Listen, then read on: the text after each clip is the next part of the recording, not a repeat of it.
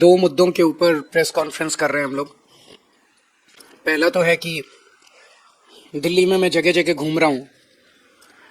दिल्ली के लोगों ने दिल्ली के लोगों के लिए हमने बिजली फ्री कर दी, पानी फ्री कर दिया। 200 यूनिट तक बिजली फ्री है, 200 से 400 यूनिट तक बिजली हाफ रेट है, 20,000 लीटर पानी हर महीने फ्री है। लेकिन दुख की बात है कि दिल्ली में रहने वाले किराएदारों को फ्री बिजली और फ्री पानी का बेनिफिट नहीं मिलता।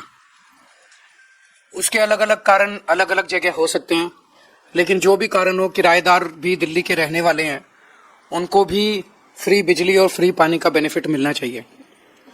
मैं जहां भी जाता हूं तो किराएदार मेरे को घेर लेते हैं, कहते हैं जी आपके अच्छे स्कूल हैं, उसका बेनिफिट हमें मिल रहा है, मोहल्ला क्लिनिक का मिल रहा है, अस्पतालों का मिल रहा है, फ्री बस सेवा का मिल रहा है, फ्री तीर्थ यात्रा का मिल रहा है, लेकिन आपके फ्री बिजली और पानी का बेनिफिट हमें नहीं मिल रहा। तो मैं आज ये ऐलान करना चाहता हूं कि चुनाव के बाद, हमारी सरकार बनने के बाद, हम ऐसी योजना लेके आएंगे और ऐसा वो बनाएंगे, सिस्टम बनाएंगे जिससे किराएदारों को भी फ्री बिजली और फ्री पानी का बेनिफिट मिलना चालू हो। तो मैं सभी किराएदारों को बधाई देना चाहता हूं, ये बहुत बड़ा कदम होगा।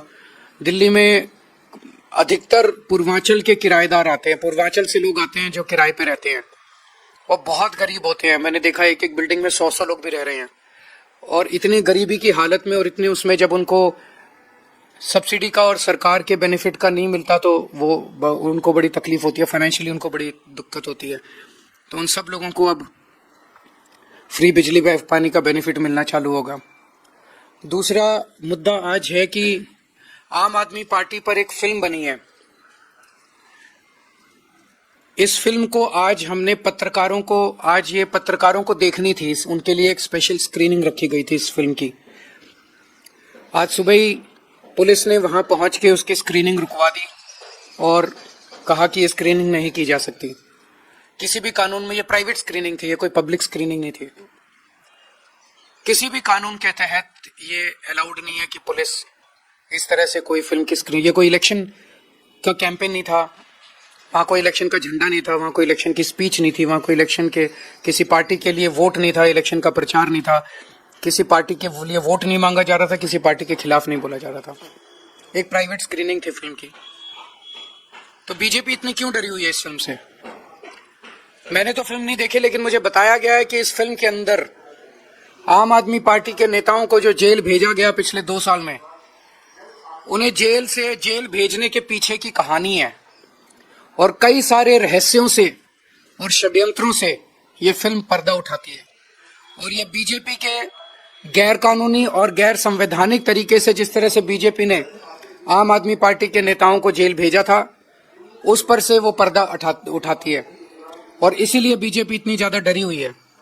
तो हम इसकी कड़ी निंदा करते हैं कि ये फिल्म को इस तरह से रोका गया, और हम उम्मीद करते हैं कि हमें परमिशन दी जाएगी इस फिल्म को दिखाने की। Thank you. पुलिस का ये कहना है कि परमिशन के लिए अप्लाई नहीं किया गया, हमने कोई रोक नहीं लगाया। किससे लेनी होती है परमिशन? इलेक्शन कमीशन के कहाँ लिखा है? ये तो इलेक्शन का इवेंट ही नहीं है। पुलिस को बहुत समझाया गया, इसका इलेक्शन से कोई लेना देना नहीं है। वहाँ कोई इलेक्शन, कोई पार्टी का झंडा नहीं है, कोई प्रचार नहीं है, कोई वोट नहीं मांग रहे, किसी तरह का कोई इलेक्शन इवेंट नहीं है।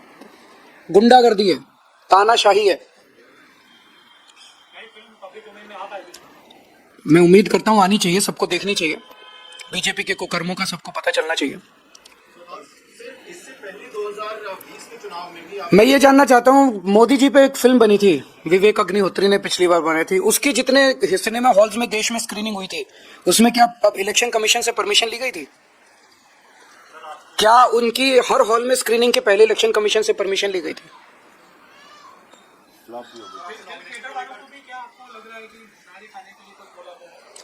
मुझे आइडिया नहीं है। आज तो एक प्राइवेट स्क्रीनिंग थी जिसमें आप सब पत्रकारों को इनवाइट किया गया था केवल दिखाने के लिए।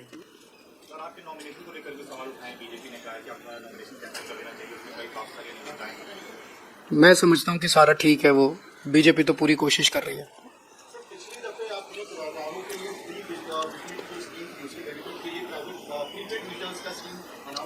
इसका उसमें कुछ अड़चने आई थी, तो वो सारी अड़चने दूर करके इस बार इसको लागू किया जाएगा ताकि उन तक बेनिफिट पहुंच सके।